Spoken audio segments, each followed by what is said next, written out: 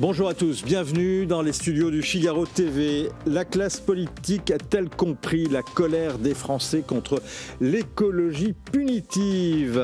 On pourrait en douter tant il y a un écart entre ce que votent les députés et ce que pensent les électeurs. Démonstration à l'Assemblée cette semaine et avec le sondage Odoxa Backbone Consulting pour le Figaro. Décryptage dans un instant avec Emmanuel Dubarry, spécialiste des réseaux sociaux chez Backbone Consulting. Nouvelle nuit de frappe israélienne et déclaration à l'instant d'Emmanuel Macron qui condamne ces frappes tant contre les civils que contre les installations nucléaires. On va y revenir. Après 10 jours de campagne, quelles leçons stratégiques Olivier Zajec dirige l'Institut d'études stratégiques et de défense. Il nous livrera son analyse. Souveraineté, guerre, défense. Seraient-ce les voies à suivre pour réindustrialiser la France ? C'est en tout cas la conviction de Philippe Rivière. Cet entrepreneur a fait le pari de la sous-traitance et ça marche. Son entreprise pourrait rentrer en bourse. Vous écouterez en fin d'émission son témoignage et son point de vue.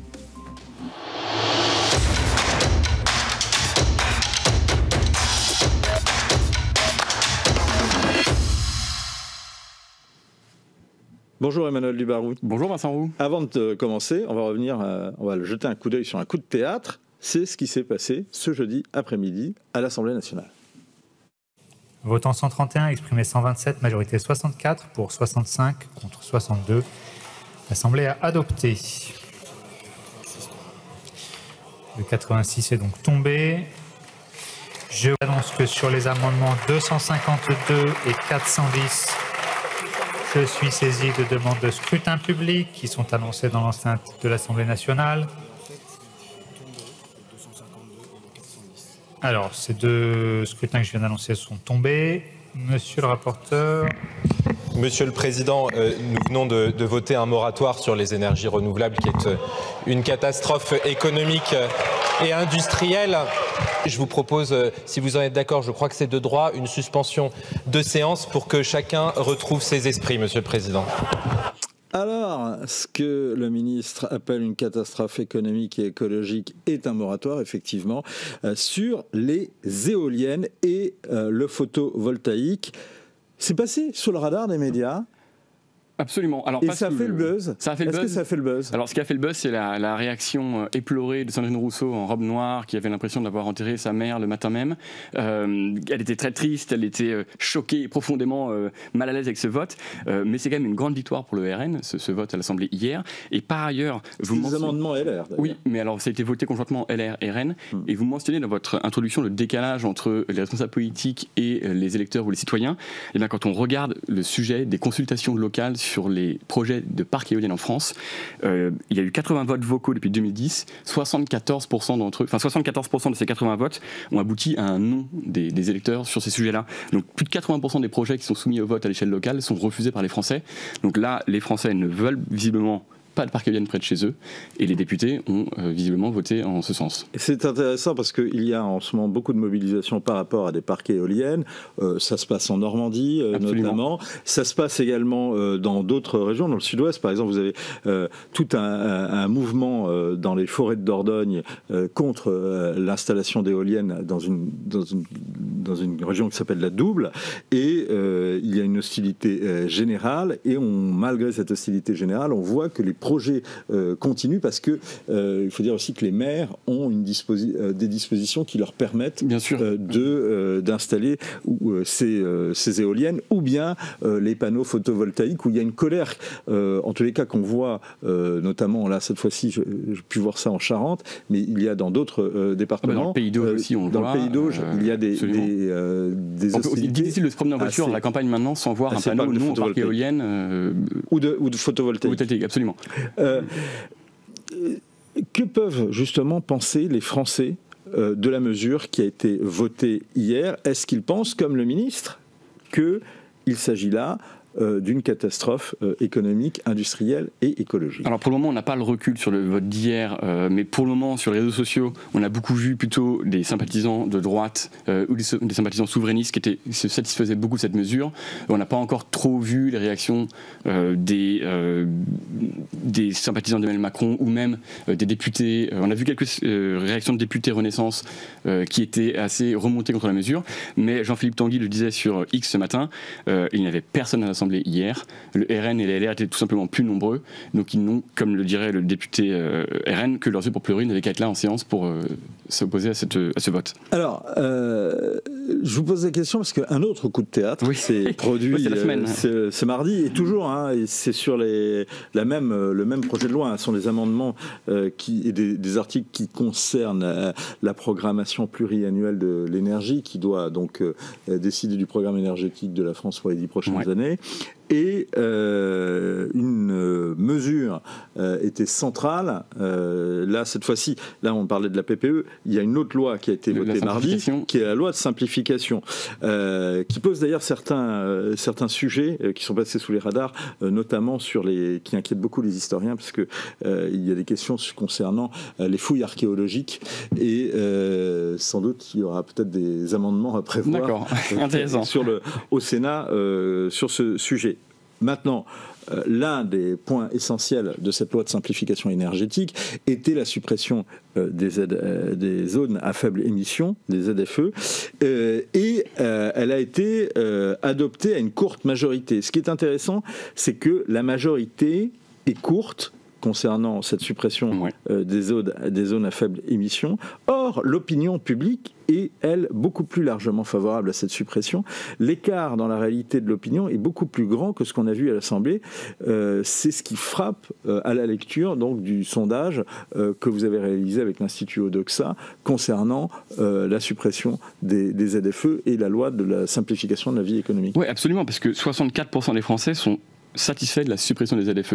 Et vous le disiez très justement, à l'Assemblée, le vote est passé d'une courte majorité. Je crois que c'est 5 ou 6 voix d'avance pour le vote du projet de loi. Vous le disiez, coup de théâtre, mais aussi théâtre un peu de l'absurde, où des députés Renaissance sont venus à voter contre un texte porté par leur gouvernement pour faire tomber cette suppression des ZFE. Donc il y a un grand bougli-boulga qui est difficilement compréhensible, et quand on creuse un peu le sujet, on se rend compte du fossé qui sépare le vote des députés et les aspirations des sympathisants de ces mêmes partis. Je prends pour exemple le groupe LFI à l'Assemblée, ils sont 71 députés, 66 ont voté pour du coup les ZFE, alors que chez leurs sympathisants, 61% d'entre eux sont contre les ZFE. Donc il y a un vrai décalage, et c'est pareil même, et c'est là où ça devient vraiment intéressant, c'est pareil chez Renaissance, où le groupe parlementaire du coup a voté pour le rejet du texte pour éviter cette mesure, alors que leurs militants et sympathisants sont à 72% pour la suppression des ZFE. En fait, il n'y a que les sympathisants écologistes qui sont pour les ZFE. C'est ce qui est très très frappant sur cette mesure sur les ZFE, on va peut-être le redire, c'est que hormis les écologistes, tous les segments de l'opinion sont contre cette mesure. Absolument. Et ce qui est très frappant, c'est quand on regarde l'état de l'opinion chez les sympathisants LFI et chez les sympathisants PS, c'est l'écart qui existe entre ces sympathisants et leurs représentants, les élus de ces partis à l'Assemblée nationale. Quasiment tous les députés LFI ont voté contre la suppression des ZFE, contre cette loi de simplification économique. Quasiment tous les candidats, ou à quelques exceptions près, en tous les cas je ne les ai pas trop vus, députés PS, ont voté contre la loi de simplification économique et contre la suppression des ZFE. Mais sachant que les ZFE sont aussi un sujet qui est porté en étendard par tous les maires Europe Écologie Les Verts en France, il y a quand même beaucoup de mairies, Bordeaux, Lyon, Grenoble pour ne citer que, qui sont quand même dirigés par des membres de l'Alliance du Nouveau Front Populaire qui sont en pointe, enfin en tout cas pas en pointe, mais très en avance de phase sur ces sujets écologiques. Mais ce qu'on voit notamment sur les réseaux sociaux, c'est ce rejet brutal de l'écologie qu'on appelle punitive. C'est pas un sujet nouveau, ça fait longtemps qu'on en parle, mais sur le sujet des LFE, c'est particulièrement vrai. Les gens en ont marre de ces contraintes imposées par une caste politique déconnectée. Et ce qui est frappant, c'est que ces députés sont déconnectés de leur base militante. Ça veut dire que quand ils vont dans la circonscription le samedi, qu'est-ce qu'ils vont dire à leurs administrés ? Question Par contre, alors peut-être que le sondage n'y répond pas, mais est-ce qu'il n'y aurait pas quand même à faire un focus à un moment ou à un autre pour savoir si les électeurs urbains de ces partis étaient favorables aux ZFE ou pas. Autrement dit, est-ce que ça ne risque pas d'être un sujet pour les élections municipales ? Ça risque d'être un sujet dans les grandes villes qui en ont parlé, mais très, très sincèrement, quand on regarde le sondage dans les détails, quelle que soit la catégorie sociale ou le statut actif-inactif, les gens sont contre les ZFE. Donc c'est vraiment un sujet sur lequel les gens sont très clairs, ils n'en veulent pas. Et quand on regarde, justement, quand on regarde pourquoi ils n'en veulent pas, il y a deux raisons principales. La première, c'est qu'il y a un vrai sujet d'inégalité sociale et d'inéquité. Et 70% des Français pensent que les ZFE sont injustes, et notamment en direction des moins aisés. Et c'est là où ça rejoint du coup un peu ce qu'on disait sur les sympathisants de la France Insoumise. Quand on regarde qui vote pour la France Insoumise, 68% des gens qui ont voté pour la France Insoumise à la présidentielle de 2022 gagnent moins de 2 000 € par mois. Donc évidemment, ces gens-là ne vont pas racheter une voiture neuve pour aller travailler en ville. Donc il est logique qu'ils soient contre. Donc ce vrai sujet d'inégalité envers les moins aisés, c'est ce qui marque le plus les Français. Et après se pose la question, et là les Français sont beaucoup plus partagés parce que le sujet est quand même beaucoup plus difficile, sur l'efficacité réelle de ces ZFE pour lutter contre la pollution atmosphérique. Et là, c'est quasiment du 52% des Français pensent que c'est inefficace. Mais c'est plus mesuré parce que le sujet est plus difficile et personne n'a un avis d'expert sur le sujet. Il y a au fond, ce que vous dites et ce que vous avez dit, une vraie colère contre l'écologie punitive et surtout quand on regarde les réseaux sociaux, contre la verticalité de ces mesures.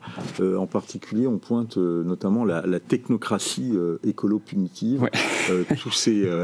Tous ces fonctionnaires ou hauts fonctionnaires qui se trouvent dans les préfectures ou dans les directions régionales et qui sont à la fois anonymes qui sont très contraignants pour un certain nombre de... Bien sûr, mais c'est un sujet qui remonte et quand on regarde déjà en termes de volume sur les ZFE, on a on a 250 000 réactions sur les réseaux sociaux en une semaine sur le sujet, donc c'est un sujet qui a vraiment intéressé les Français.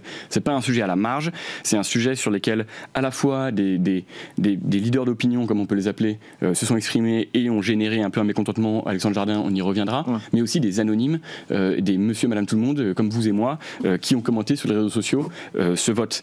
Et quand on parle d'écologie punitive, sur la séquence qu'on vient de voir, les perdants sont clairement identifiés par les Français. C'est Gabriel Attal en premier lieu, et ensuite Agnès Pannier-Runacher. On pourra y revenir, mais Agnès Pannier-Runacher cristallise un peu tout ce que les gens ne veulent plus voir au sujet de l'écologie, en tout cas sur les réseaux sociaux.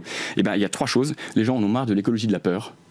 Et quand on écoute Agnès Pannier-Runacher et certains ministres du gouvernement, on justifie les ZFE parce qu'il y a 40 000 personnes en France qui meurent chaque année à cause des conséquences de la pollution atmosphérique. Sauf que personne n'est assez bête pour croire que la simple instauration de ZFE dans 3 villes de France va résoudre ce problème-là. Donc il y a ce vrai sujet de faire peur aux gens en disant vous allez sauver 40 000 vies en mettant les ZFE, mais ça, personne n'y croit. L'écologie punitive, on en parlait, les ZFE, le diagnostic de performance énergétique aussi, les gens n'en peuvent plus de ces sujets-là, sur les réseaux sociaux en tout cas. Et après, le discours alarmiste. Donc le discours alarmiste, je crois que Madame la Ministre était hier chez vos confrères de France Inter.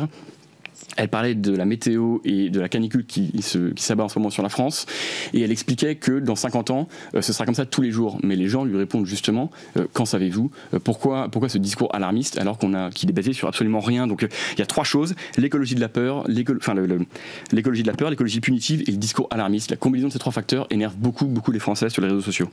Le mouvement de colère, il y a un mouvement de colère, c'est ce qui ressort également de ce sondage, et il est encore présent, et il ne demande qu'à se réveiller, notamment sous la forme gilet jaune. Absolument. En fait, l'étincelle, c'est Alexandre Jardin que vous avez reçu sur votre plateau plusieurs fois et qui s'est exprimé dans beaucoup de médias récemment sur cette rhétorique des gueux, sur le fait que c'est absolument ce que vous disiez, cette technocratie qui gouverne contre le peuple.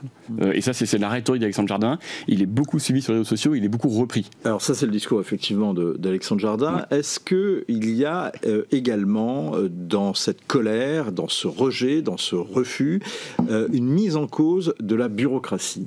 Alors on le voit beaucoup parce que c'est quand même un sujet qui est repris dans beaucoup de médias et pas que sur les réseaux sociaux.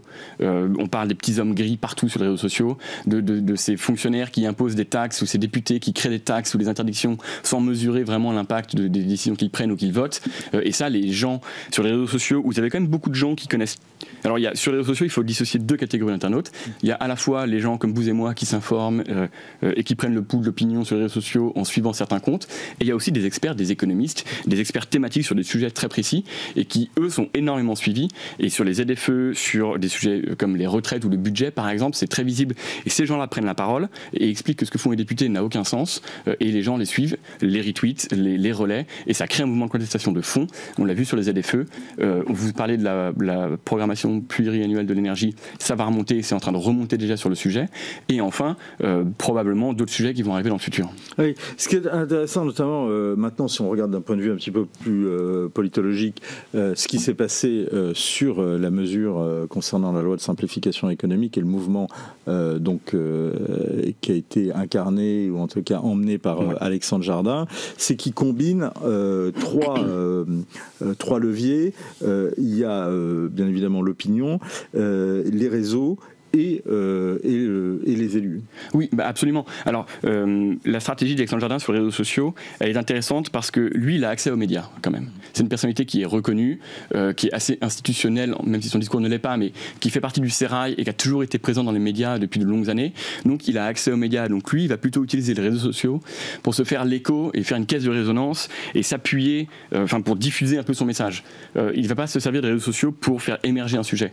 Il y a d'autres sujets contestataires dont on parle beaucoup en ce moment, qui eux sont nés sur les réseaux sociaux et qui ensuite infusent auprès des politiques et du coup des médias.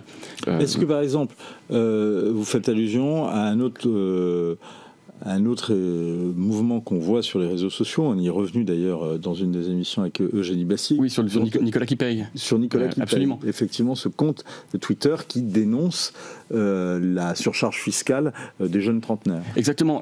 Ce qui est intéressant dans ce mouvement, c'est que c'est un mouvement qui est né sur les réseaux sociaux, qui a gagné une influence certaine parce qu'il a été relayé par des comptes Twitter. Parce que c'est essentiellement sur Twitter Nicolas qui paye qui ont une forte influence, notamment votre consoeur Eugénie Bastier qui a très vite suivi cette tendance et qui du coup on a fait une émission récemment chez vous. Et Twitter est un média suivi par les journalistes et les politiques. Les politiques s'en sont saisis. Et au point même que le député RN Géraud Verny, le 9 avril, a posé une question au gouvernement en mentionnant Nicolas qui paye.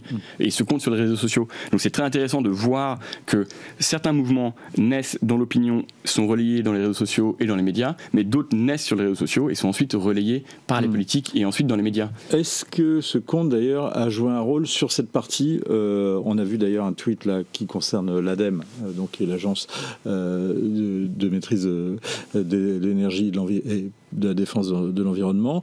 Est-ce que ce compte a joué un rôle dans la séquence que l'on vient de voir, ou à laquelle on vient d'assister, qu'on a mentionné, absolument, à la fois contre les ZFE et à la fois pour la suspension des éoliennes et des photovoltaïques. Comme vous le disiez, tout ce qui est sujet à accroître la pression fiscale sur les actifs va être relayé par ce compte et dénoncé par ce compte. Sur les ZFE, on ne l'a pas trop vu, mais on commence à le voir sur la PPE, donc la programmation pluriannuelle de l'énergie, où le gouvernement annonce 300 milliards d'investissements et se pose la question de qui va payer ces 300 milliards. Eh bien, ce sont vous et moi, c'est-à-dire les contributeurs fiscaux qui payent des impôts, et donc les contribuables, pardon. Et donc là, c'est vous et moi, et du coup, le compte Nicolas s'en émeut vivement. Merci beaucoup Emmanuel Dubarry. Le sondage Odoxa Backbone Consulting est à retrouver sur le site du Figaro et bien évidemment de Backbone Consulting. Absolument. Et de l'Institut Odoxa.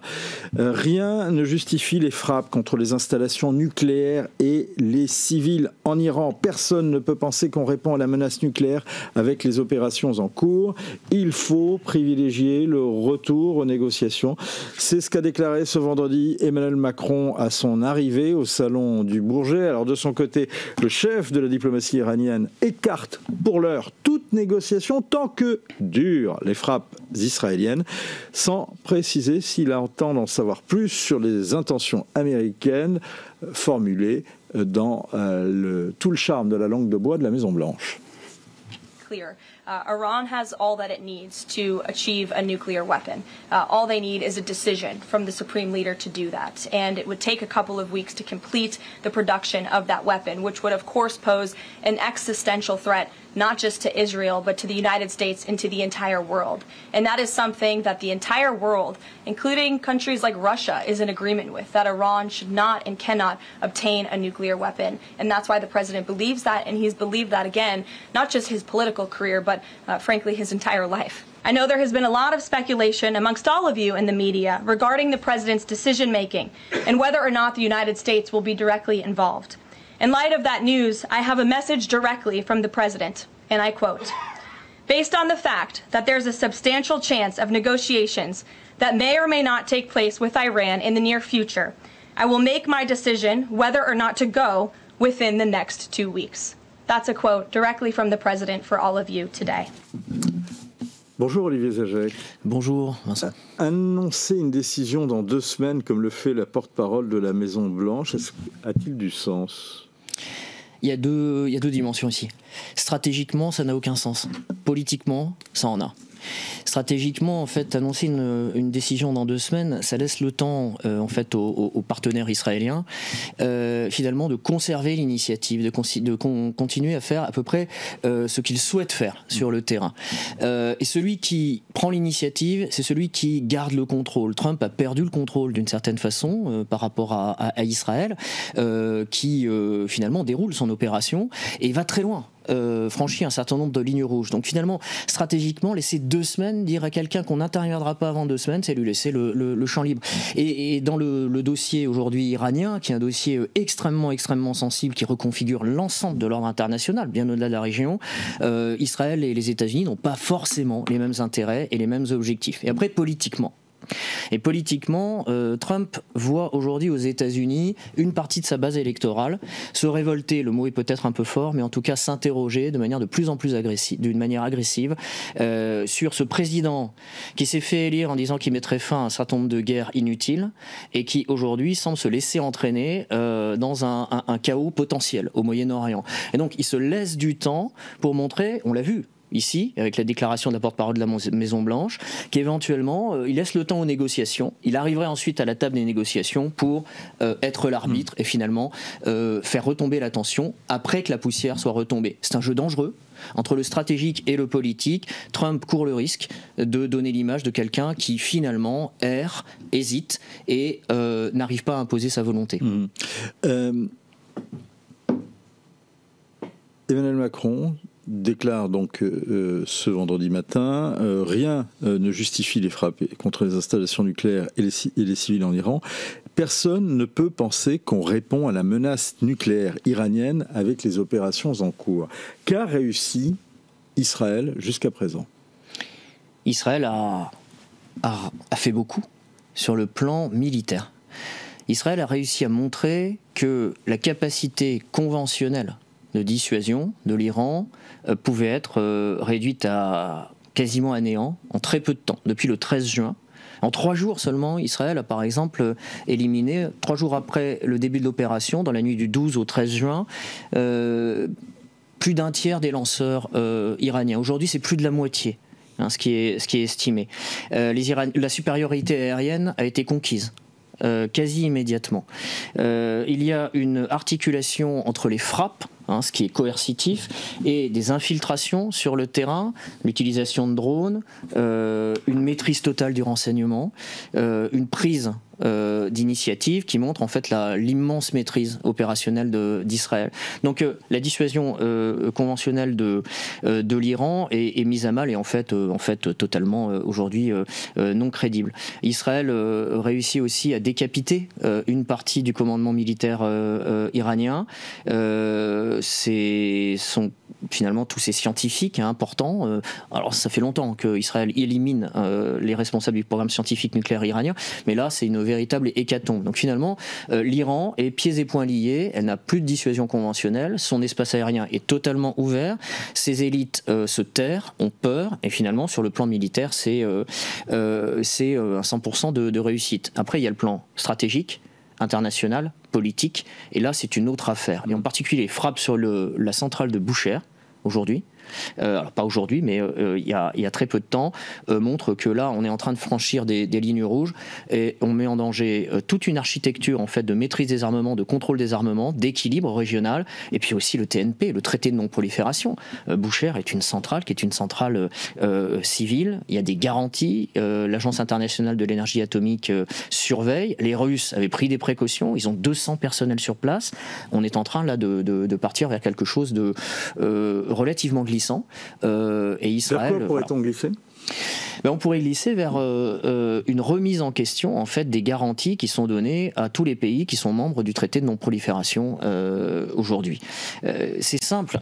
Au cœur du traité de non-prolifération nucléaire, et l'Iran est membre, a signé le traité de non-prolifération nucléaire en 68, a ratifié en 70, 2 ans après, et au titre de ce traité de non-prolifération, on le sait, il y a l'article 6 qui montre l'équilibre entre les droits et les devoirs des États dotés et des États non dotés. Les États dotés, Russie, États-Unis, Chine, France, dotés d'une arme nucléaire. Dotés d'une arme nucléaire. Et finalement, on se voit reconnu cette possession de l'arme nucléaire et en échange garantissent que l'énergie nucléaire civile est libéralement et, si vous voulez, donnée, en tout cas, tous les autres pays qui renoncent, eux, à l'arme nucléaire, militaire, donc, ont droit à cette énergie nucléaire civile. Donc, il y a des droits et des devoirs. Et en plus, ces États dotés doivent faire des efforts, le plus d'efforts possible, pour réduire le nombre de leurs armes, faire en sorte qu'on aille vers un jour, un horizon plutôt idéal, de disparition de l'arme nucléaire.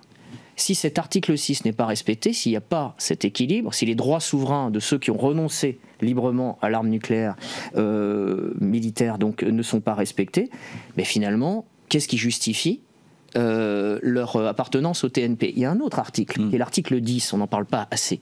C'est l'article qui permet à un État de sortir du traité de non-prolifération. Jusqu'ici, il y a un seul État qui l'a fait. C'est la Corée du Nord.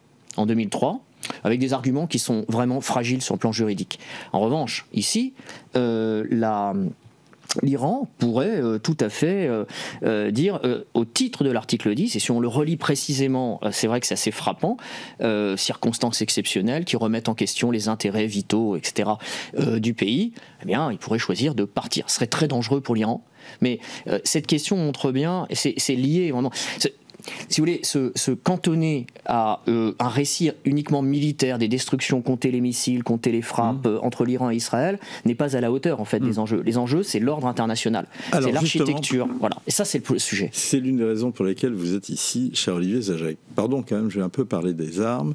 Oui. Le Pentagone doute encore de la capacité des bombes GBU-57 à détruire le site de Fordo, où se trouve, qui est le saint des saints du nucléaire militaire, qui est un site qui est enfoui sous la montagne, sous des tonnes de granit.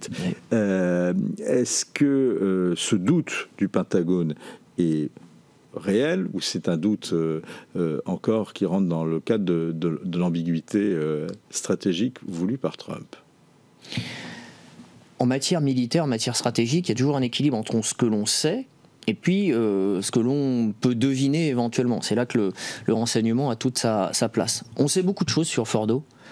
On sait qu'il abrite les derniers modèles de centrifugeuses IR6 qui permettent un enrichissement au-delà de 90% si les Iraniens le voulaient. Donc au-delà de 90%, c'est ce qui permet d'atteindre le seuil nucléaire. C'est le seuil nucléaire, le seuil militaire. En 5-6 jours ensuite, vous avez une bombe nucléaire.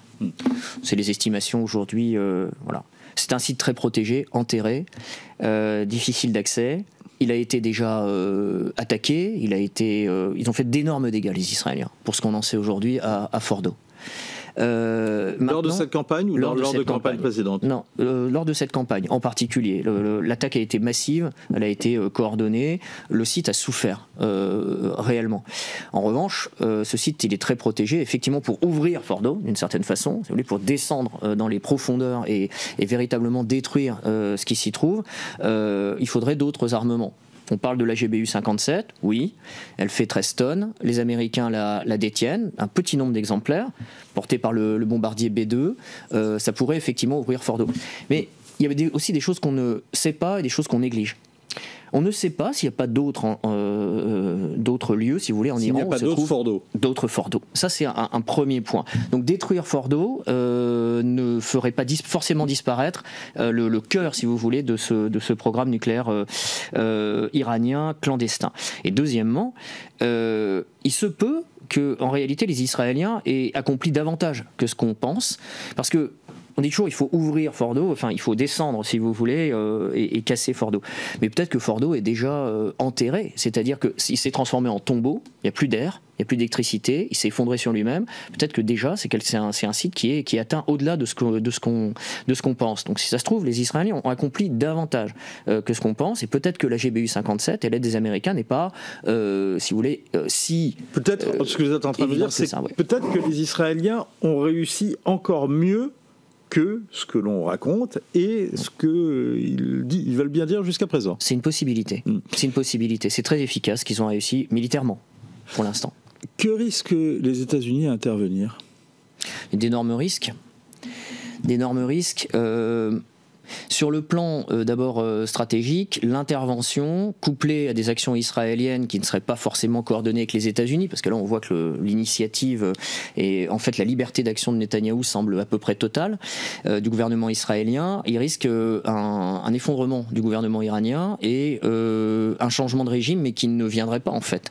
C'est-à-dire ce serait un scénario libyen ou un scénario irakien, mais sous stéroïdes. C'est-à-dire que l'Iran imploserait. L'Iran d'abord n'est pas un État-nation unitaire, hein, c'est un ancien empire, des peuples qui ne sont pas forcément... oui, il n'y a pas que des Perses, il y a les Baloutches au sud, les Kurdes au nord... Les Azéris, ici, on aurait un vrai risque de déstabilisation régionale, un chaos que plus personne ne contrôlerait.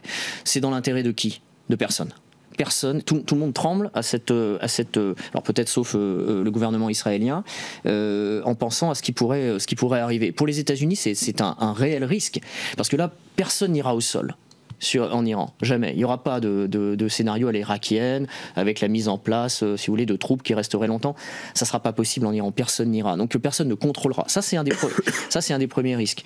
Le deuxième risque, c'est de montrer que finalement, un État régional déterminé à défendre ses intérêts vitaux par tous les moyens et à conquérir, maintenir, conserver sa liberté d'action absolue, peut entraîner une grande puissance mondiale, quelles que soient ses responsabilités, dans un aventurisme militaire, alors même qu'on a tous réfléchi, on a tous vu les résultats de l'Irak, de l'Afghanistan, de la Libye, on les a sous les yeux, on sait ce que ça peut produire, quels sont les risques. Ce sont des incendies que l'on n'étouffe plus, que on n'éteint plus. Et pour les États-Unis, eh bien, finalement, cette victoire militaire en accompagnement d'Israël pourrait être en fait un coup extrêmement dommageable porté à leur crédibilité. En gros, une puissance qui n'est plus qu'une force et qui n'assume plus ses responsabilités, ce qui lui reste de responsabilités dans l'ordre international. Dans ce cas-là, ce sont d'autres pôles de stabilité qui pourraient s'affirmer, comme la Chine, qui n'a pas fait la guerre depuis 40 ans. Précisons. D'abord une question, l'Ukraine a-t-elle raison de craindre que la guerre Israël-Iran ne relègue le conflit russo-ukrainien au second plan ? Oui, bien sûr. Ce qui fait partie aujourd'hui de la guerre telle qu'elle se déploie, elle n'a pas changé de nature mais elle a changé de caractère, c'est la guerre informationnelle. C'est la capacité à imposer un narratif, c'est la capacité à saturer l'espace du message et de l'injonction. Et ici, l'Ukraine, bien sûr, le sait très bien, et Volodymyr Zelensky mieux que personne, étant donné son parcours, il y a un effet d'éviction médiatique. Qui parle aujourd'hui des Ouïghours ? Qui parle aujourd'hui des Arméniens du Haut-Karabakh qui ont dû quitter leur terre ? Qui parle même Gaza ? Là, en ce moment, sur le plan médiatique, finalement, il y a un effet d'éviction. Alors effectivement... Emmanuel Macron a d'ailleurs demandé au Bourget qu'on n'oublie pas Gaza. Qu'on n'oublie pas Gaza. Et Zelensky aimerait qu'on n'oublie pas l'Ukraine. Ce qui est intéressant, c'est qu'il a raison. Pour une bonne raison, l'Ukraine et Iran-Israël devraient être traités en même temps. Ce sont deux crises, ce sont deux guerres qui se passent dans une ambiance nucléaire. Une ambiance nucléaire, alors que l'Ukraine attaquée, qui se défend légitimement, Israël qui attaque de manière préventive, alors qu'elle n'est pas menacée militairement, si vous voulez, massivement, directement par l'Iran. Ça, c'est un point important aussi. Ça franchit du droit international et du jus ad bellum vraiment fortement. Mais ce sont deux crises et deux guerres qui sont en ambiance nucléaire. Le problème, c'est qu'on devrait traiter ça ensemble, en fait, parce que l'Ukraine on voit bien, l'Ukraine est en train de provoquer ce qu'on appelle une prolifération verticale, c'est-à-dire une amélioration quantitative et qualitative des armements déjà existants. On le voit partout, y compris chez les membres de ce fameux P5, qui est censé être très responsable dans l'ordre nucléaire. Et donner l'exemple, si vous voulez. Donc ça, c'est le club de ceux qui sont déjà dotés d'une arme nucléaire. Exactement. Et de l'autre côté, pour l'Iran, le risque, avec une éventuelle sortie de l'Iran du TNP, alors, il y aurait, à mon avis, l'Iran n'aurait aucun intérêt à faire ça, mais bon, c'est un risque, c'est la prolifération horizontale, c'est-à-dire l'augmentation du nombre, éventuellement, d'États qui seraient dotés de l'arme nucléaire, ce qui se dirait, c'est le seul moyen de conserver sa souveraineté. Comment la Russie observe cette guerre? En tous les cas, quel décryptage faites-vous sur les positions de la Russie par rapport à cette guerre? Le regard de la Russie ne peut être que paradoxal et partagé. La Russie, c'est un partenaire de l'Iran. La Russie est à la fois un client sur le plan militaire, des armements, les drones. L'Ukraine a intensifié cette relation. La Russie est un fournisseur de l'Iran. C'est la Russie qui, à partir d'une structure qui avait été fournie par les Allemands à Bushehr, a finalement mis en place et démarré, si j'ose dire, la centrale nucléaire civile de Bushehr pour les Iraniens. C'est elle qui lui fournit le combustible nucléaire. Ça, donc c'est un partenaire. Et en même temps, la Russie est censée être responsable. Elle a l'arme nucléaire. Elle est un des gardiens de l'ordre nucléaire. Et la Russie ne veut pas d'un Iran nucléaire militaire. La Russie n'est pas en faveur, contrairement à ce qu'on pourrait croire, certains. On peut lire des choses qui, me stupéfient parfois. La Russie fermerait les yeux sur le programme nucléaire clandestin iranien. Ce n'est pas du tout, en tout cas, ma conviction. La Russie n'a aucun intérêt à ce que le nombre de joueurs nucléaires se multiplie aujourd'hui. Donc la Russie est tout à fait en faveur, finalement, d'un programme nucléaire iranien qui ne dépasse pas un seuil d'enrichissement de 3,6%. Pas gêné par le bombardement de Fordo, mais plus par celui de Bushehr, d'après ce que vous dites. Oui. La Chine ? La Chine, elle est dans les mêmes dispositions vis-à-vis de l'ordre nucléaire international. La Chine est totalement contre une multiplication des joueurs nucléaires sur l'échiquier. Donc elle n'est pas en faveur d'un programme nucléaire iranien et d'un breakout d'une accession de l'Iran à la possession de la bombe. Réponse très courte, Olivier Zajac. Est-ce que la guerre Israël-Iran pourrait être finalement un lieu de confrontation entre d'une guerre entre les États-Unis d'un côté, la Chine et la Russie de l'autre, entre l'Occident et le Sud global? Je ne crois pas du tout à ce scénario. Ni la Chine ni la Russie n'ont intérêt à une montée aux extrêmes au Moyen-Orient aujourd'hui. Ils cherchent plutôt des partenaires et sûrement pas un nouveau champ de bataille. Le seul intérêt objectif de la Chine aujourd'hui, c'est de voir les États-Unis repartir pour 10 ans de perte de temps, de perte de crédibilité et de perte d'argent au Moyen-Orient dans un nouveau bourbier qu'ils auraient eux-mêmes créé par suivisme envers un gouvernement israélien qui est aujourd'hui maximaliste et qui semble ivre de sa liberté d'action. Donc non, aucun intérêt pour la Chine et la Russie, sauf celui-là. Est-ce que faire tomber le régime suffirait à stopper le programme et l'envie de nucléaire en Iran ? L'idéal, en réalité, ce serait un Iran qui ne serait pas humilié, c'est-à-dire qui verrait un changement de régime de manière coercitive de l'extérieur. Comme ça, on n'aurait pas de réaction nationaliste et un soutien du régime, alors même que sa jeunesse le déteste. Un arrêt du programme nucléaire militaire, etc. Mais si on ne l'a pas, si on change de régime, oui, sur le court terme. Mais ensuite, l'Iran...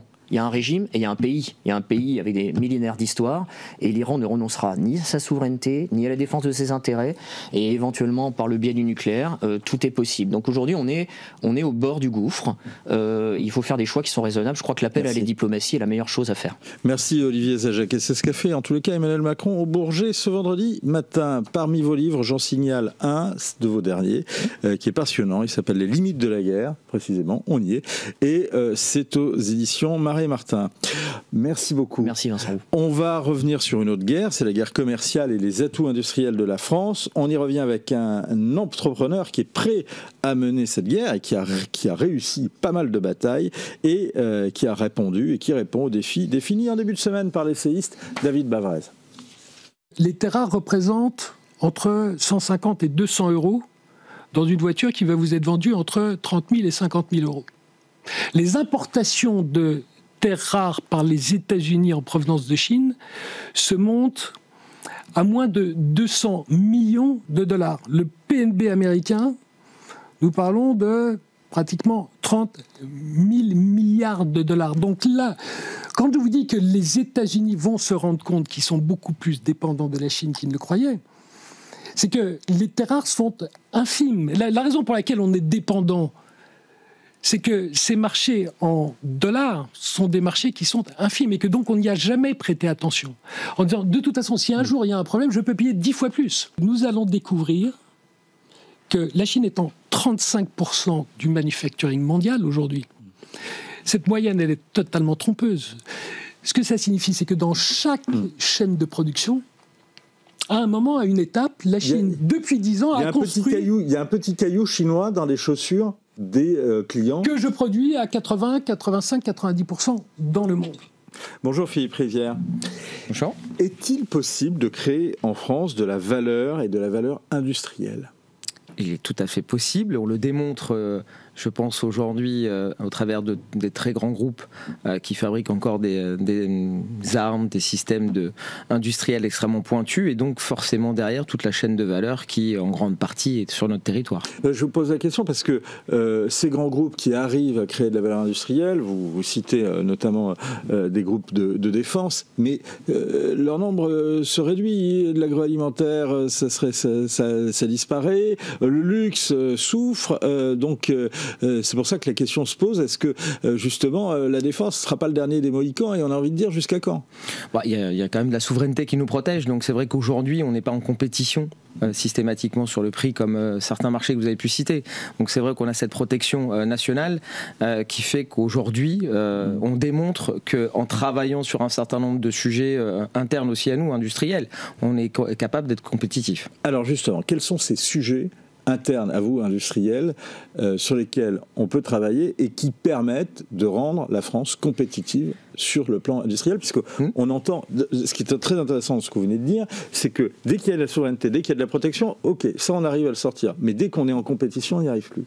Alors, même si on est en souveraineté, il ne faut pas interpréter les propos, on travaille sur la productivité et le fait d'être efficient, parce que derrière, de toute façon, le système d'armes, il n'est pas que pour la nation, l'idée c'est quand même d'exporter, donc il faut être compétitif. Nous, les choix que nous avons faits pour être compétitifs, le premier c'est d'abord un effet taille.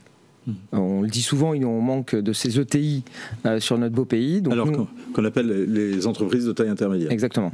Pardon. Donc c'est effectivement un effet taille qui permet à la fois d'adresser auprès du grand public et notamment du recrutement une certaine marque employeur et donc une capacité à attirer des talents, parce que c'est ces talents aujourd'hui qui manquent aussi dans la filière industrielle, et à la fois d'adresser un certain nombre de sujets qui assurent donc la compétitivité et la protection. Je pense à la cyber, je pense aujourd'hui à tout ce qu'on appelle Industrie 4.0. Ce sont quand même des changements majeurs qui aujourd'hui nécessitent d'avoir des nouveaux ingénieurs. Qu'est-ce qu'on désigne par exemple l'Industrie 4.0 aujourd'hui ? Aujourd'hui, nous, on n'est pas trop sur la robotisation parce qu'on n'est pas sur des gros volumes. Mais par contre, on va être sur de la cobotisation, on va être sur de la cobotisation. Ouais. Alors, est-ce que vous pouvez justement préciser ? En fait, c'est un mi-humain, un mi-robot. Donc, on aide l'ensemble de la tâche de notre opérateur pour, d'une part, travailler sur les risques physiques et en même temps, accélérer l'ensemble de nos cadences et travailler sur une précision. On travaille aussi sur les datas. On commence à capter un maximum de données techniques et donc qui nous permet nous aussi d'améliorer l'ensemble de nos process. Donc il y a plein de sujets de fond parce que ça prend du temps qui sont lancés, mais parce qu'on a ces talents. Et pourquoi on a ces talents ? Encore une fois, parce qu'on a cette taille qui permet d'avoir une mobilité, qui permet d'avoir un ascenseur social, qui permet plein de choses. Alors, on va revenir sur justement votre exemple, votre spécialité, et d'être le sous-traitant de plusieurs grands groupes, et en particulier de grands groupes industriels. En clair, vous avez repris des petites usines dans des secteurs différents, l'aéronautique, l'énergie, oui, le ferroviaire, et vous avez créé Alliance des compétences industrielles, ce qui donne donc le sigle ACI. Et votre credo, c'est qu'à partir de ces unités, vous faites émerger des champions. Est-ce que vous pourriez nous donner un ou deux exemples ?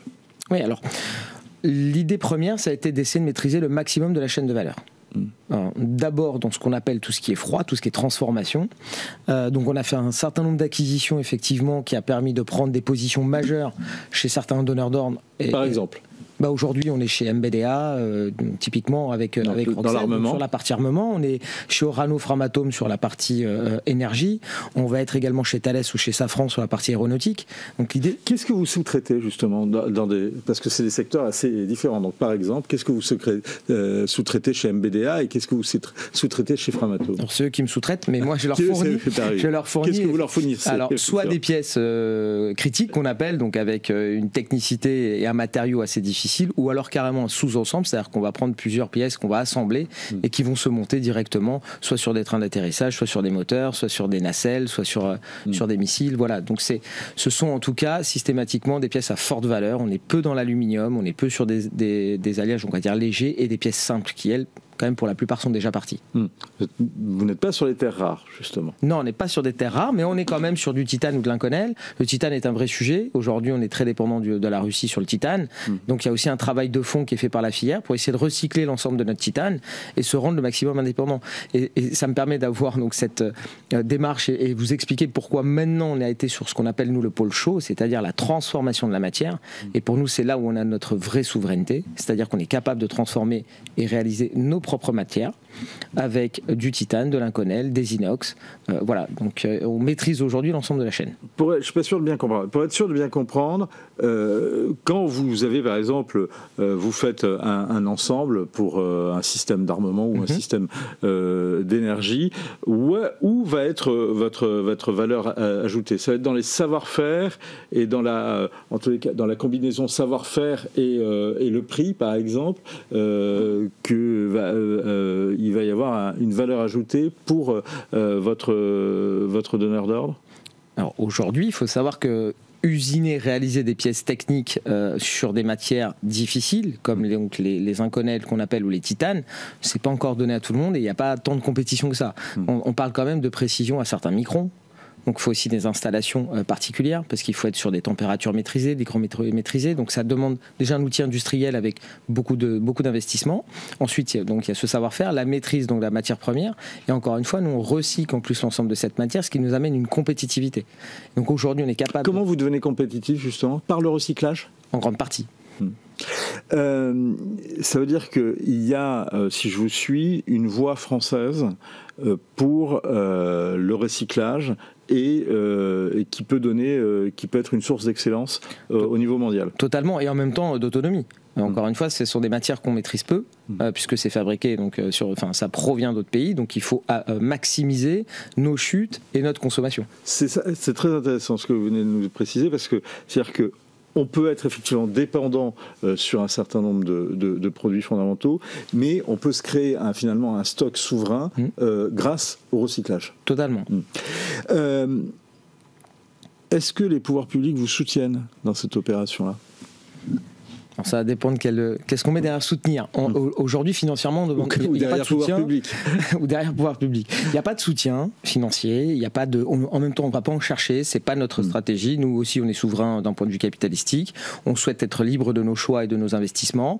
On a fait d'ailleurs des choix d'augmentation de capital et là, dernièrement, d'introduction en bourse, parce qu'on souhaite être libre sur l'ensemble de notre capacité financière. Et vous êtes souverain sur votre capital? C'est-à-dire qu'il n'y a pas de capitaux étrangers? Alors il y a des capitaux étrangers, mais minoritaires, avec un pacte d'associés qui est très clair, qui donne aujourd'hui plein pouvoir à moi-même, ce qui fait qu'aujourd'hui, on peut dire que le groupe est totalement souverain d'un point de vue investissement. Qu'est-ce qui vous permet de penser que notre pays a les atouts pour répondre à l'enjeu de souveraineté industrielle, comme vous l'avez assuré à nos confrères des Échos? Alors premièrement, je reviens sur quand même les 7 grands champions. On a quand même la chance de les avoir, même si on peut être en difficulté sur certaines supply chains avec eux, enfin chaînes de valeur, parce qu'ils vont à l'étranger ou quoi que ce soit, mais il y a quand même ces 7 champions. Pour se fournir, en fait. Pour se fournir. Ouais. Il y a une partie des composantes de ces 7 champions industriels français qui sont étrangères, et là il y a un enjeu, ce serait de reconquérir ces parties-là, c'est ce que vous dites? Pour une grande partie, oui. Après, on a aussi une problématique typiquement avec Airbus, parce que tout le commerce se fait en dollars. Donc c'est vrai qu'aujourd'hui, même bon, ça change régulièrement, mais de manière générale, on n'est quand même pas compétitif en termes de monnaie avant d'avoir commencé à produire. Mais en tout cas, sur les 6 autres, on travaille et on délivre en euros. Donc il y a un vrai sujet de compétitivité sur lequel, en tout cas avec eux, on peut capter un certain nombre de volumes. Deuxièmement, on a quand même un vrai savoir-faire et de formation. On a encore des écoles d'ingénieurs qui sont remarquables en France, et donc on a une vraie compétence. Et puis troisièmement, on a encore des outils industriels de très bon niveau. D'ailleurs, c'est pour ça qu'en ce moment, il y a énormément d'étrangers qui cherchent à acheter quand même des sociétés françaises. C'est pas par hasard. Ils n'ont pas envie de venir s'installer pour s'amuser. C'est clairement qu'aujourd'hui, il y a encore ces outils industriels et savoir-faire. C'est très intéressant parce que ça veut dire qu'il y a des atouts et qui permettent que ces atouts industriels ne servent pas tant à la France qu'aux concurrents de la France. Il me semble, il y a une anecdote, en tout cas que vous avez entendu raconter, qui est que vous avez relevé un phénomène, c'est quand une entreprise industrielle tricolore est en difficulté, il y a pour la reprendre plus de candidats étrangers que de candidats français. C'est encore vrai aujourd'hui. Typiquement, ce matin, on a fait une offre sur une entreprise où on est 3. Aujourd'hui, il y a un Indien, un Américain et un Français, c'est nous. Et on a repris Hachette et Driou, donc qui est une fonderie, donc qui nous assure ce que je disais tout à l'heure, la souveraineté du matériau. On était face à un Anglais et face à un Allemand. Donc c'est vrai qu'aujourd'hui, il y a peut-être moins de dynamique et de gens qui ont envie de se lancer dans les aventures industrielles en France, qui fait que ça laisse de la liberté et de la place aux étrangers. Pourquoi il y a moins de Français qui veulent se lancer dans ces aventures ? Alors je pense que c'est culturel, je pense que pendant 20-30 ans on a expliqué à tout le monde qu'on était un fabless et qu'on était une société de tourisme. Fabless, c'est-à-dire qu'une société sans usine. Exactement, voilà, il y a des grands patrons qui l'ont dit. Serge Churuc. Donc je pense qu'aujourd'hui on le paye au bout de 20 ans. Parce que culturellement tout le monde a fait le choix entre guillemets de délaisser la partie industrielle. Deuxièmement, il y a aussi moins de formation qu'avant, et puis troisièmement, les capitaux sont pas simples sur un certain nombre de marchés. Typiquement, le marché de la défense. Il y a un manque d'argent. Il n'y a pas un manque d'argent, je pense que l'argent est là, sauf qu'aujourd'hui il est fléché sur un certain nombre de secteurs. Il y a eu tout cet aspect, toute cette approche ESG qu'on complètement exclut. Qu'est-ce que vous appelez l'approche ESG ? Le ESG, c'est tout ce qui est l'approche RSE. Alors on l'appelait RSE à l'époque, exactement. Donc tout ce qui est responsabilité sociale et sociétale, qui fait que ça exclut de nature la partie nucléaire et la partie défense. Donc toutes ces entreprises-là se sont retrouvées en difficulté pour aller capter de l'argent, ne serait-ce que pour continuer à investir. Je ne parle même pas de croissance. Et donc aujourd'hui, moi le premier, pourquoi j'ai un fonds étranger et pourquoi je fais une introduction en bourse ? Parce qu'aujourd'hui, c'est encore difficile d'aller chercher des sommes conséquentes pour continuer notre projet parce qu'on adresse ces marchés-là. De quelle réussite vous êtes le plus fier, Philippe Rivière ? D'avoir 1600 salariés tous les mois. Comment vous êtes arrivé ? Quelle a été la première de vos réussites quand vous êtes lancé dans cette aventure ? La première acquisition. C'est extrêmement difficile de démarrer. Alors, justement, qu'avez-vous acquis à ce moment-là ? J'ai acheté un petit groupe de 4 sociétés qui étaient, dont le siège social était à Saint-Étienne. Et il y avait 4 structures complémentaires qui me permettaient déjà d'aller faire de la pièce spécifique pour le nucléaire et l'aéronautique. Et c'est vrai que la première marche est extrêmement dure parce que, d'une part, j'aurais envie de l'étranger. Donc vous n'avez pas de crédit, vous n'avez pas d'histoire, vous n'avez pas de background qui vous permet d'être légitime. Et on voit bien quand même que cet aspect réseau reste important, et donc il n'y avait pas cette crédibilité. Donc il a fallu convaincre. Et puis ensuite derrière, les choses s'enchaînent beaucoup plus facilement. Mais la première était très difficile. Comment avez-vous justement réussi la première face à ces difficultés-là ? Donc il vous manque les réseaux. Si vous reprenez ces entreprises, c'est qu'elles sont possiblement en difficulté. Donc comment vous avez réussi à transformer ces difficultés et triompher de ces difficultés et compenser votre problématique de réseau? Alors, elle n'était pas en difficulté. La première était ce qu'on appelle in bonis, donc bien portante. Après, c'est vrai qu'on a fait un choix de faire 70% bien portante, 30% restructuring. Mais en fait, la première, je l'ai fait tout simplement parce que j'avais mes fonds propres. Aujourd'hui, je peux dire qu'ACI n'existerait pas si j'avais dû faire l'ensemble de ce projet à partir de dettes bancaires ou avec le réseau financier actuel. Je l'ai fait parce que j'ai eu les moyens de le faire, et ensuite on m'a suivi. Mais le démarrage, je l'ai fait tout seul. Qu'est-ce que vous conseillerez à un entrepreneur qui veut se lancer dans la même aventure aujourd'hui, à part se lancer? Alors, ça va dépendre. Quelle erreur ne faut-il pas commettre? En fait, aujourd'hui, je dirais surtout soit multimarché. Il ne faut pas dépendre d'un marché. Aujourd'hui, on a plutôt structuré des chaînes de valeur par filière. Au départ l'automobile, ensuite l'aéronautique civile.